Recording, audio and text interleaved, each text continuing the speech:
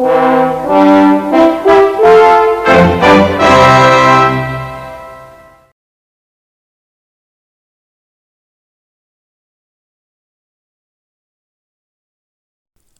and welcome. Those of you who have ever driven a bus or a coach or even a lorry professionally will remember doing the first use checks. Indeed, there's many other vehicles that have first use checks as well, such as supermarket delivery vehicles, police vehicles as such, but I am specifically talking about those that are connected to the bus industry in this video. So for those of you watching this video who don't know, the driver is responsible for the roadworthiness of the vehicle.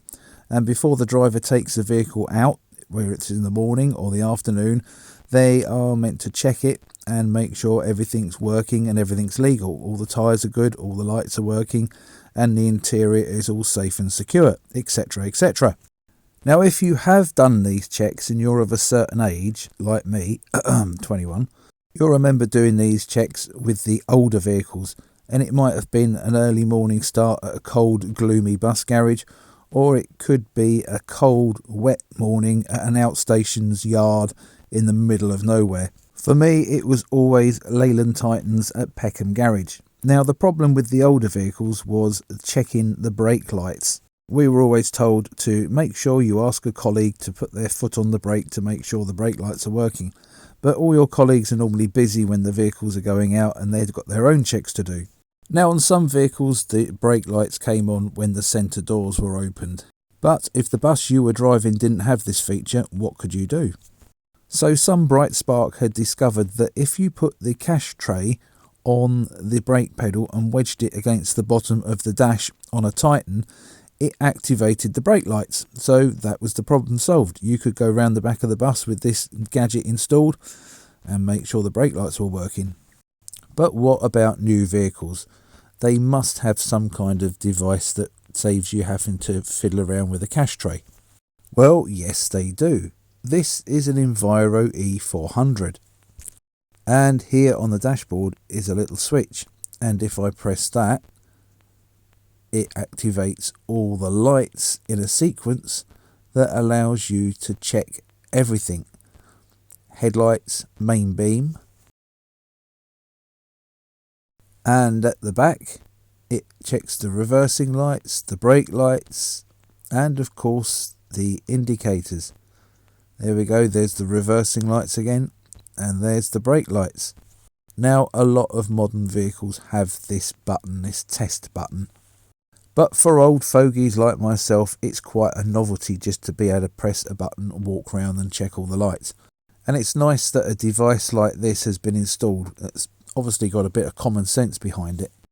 So, Jake, you say, stop flashing at me, tell me what's coming up on your YouTube channel. As you can see by the picture, the next A to Z of National Bus Company's subsidiaries is East Yorkshire. And I'm also planning something a little bit different too. Now, DMSs do feature an awful lot on this YouTube channel, and I quite like DMSs, so I'm not going to complain, and I hope you don't either.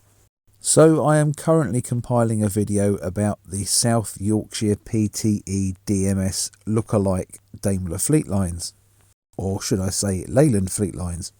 So for those of you who like South Yorkshire PTE, Daimler fleet lines and Leyland fleet lines, that should be a bit of a treat for you.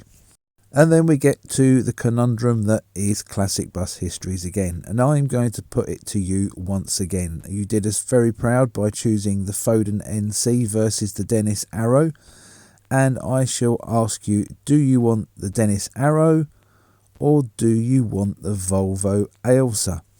Now I know I promised you that I would do the Dennis Arrow next, but I thought I would throw a spanner in the works by suggesting the Volvo Ailsa, as it's of the same sort of genre that the Foden NC, the Dennis Dominator and the Metrobus came from, and that was the concern of the dominance of British Leyland. So comment down below which one you think I should do next, Volvo Ailsa or Dennis Arrow. And also share your vehicle check memories down below as well. I always love reading your comments. Please remember to like and share this video and subscribe to my channel so you receive notifications of when I do release these forthcoming videos. Thank you ever so much for watching and for your continued support with the YouTube channel. It does mean an awful lot to me. I shall speak to you very soon. Bye for now.